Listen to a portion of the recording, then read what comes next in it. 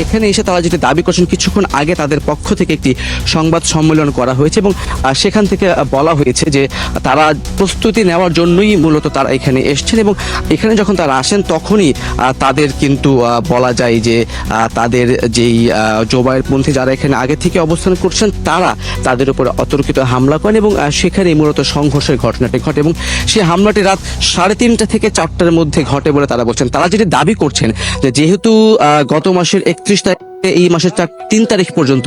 জোবায়েরপন্থীরা এখানে জোর ইস্তেমা করেছেন, তাই তারাও সেটাই করতে চাচ্ছেন। যদিও সরকারের পক্ষ থেকে তারা এখন পর্যন্ত অনুমতি পাননি, সেই বিষয়টি তারা স্বীকার করেছেন, কিন্তু তারা দাবি করছেন যেহেতু জোবায়েরপন্থীরা করেছেন তাই তারাও সাতপন্থী যারা আছেন তারাও আসলে এই জোর ইস্তেমাটি করতে চান এবং তারা যেটি বলছেন যে সহিংসতার ঘটনা ঘটেছে পুরোটার দায় কিন্তু তারা চাপিয়েছেন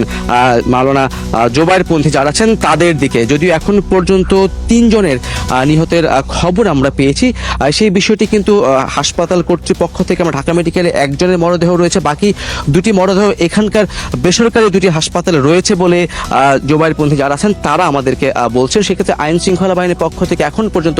সুনির্দিষ্ট সেই তথ্য পাওয়া যায়নি। এই যে ইজতেমা ময়দানটি রয়েছে তার ভেতরে আমরা দেখছি যে সাতপন্থী যারা আছেন তারা মূলত অবস্থান করছেন, তারা 20 তারিখ থেকে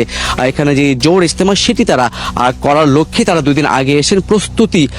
নেওয়ার জন্য, সবকিছু প্রস্তুত করার জন্য এবং আইন শৃঙ্খলা পরিস্থিতি স্বাভাবিক রাখার জন্য আমরা দেখেছি র্যাব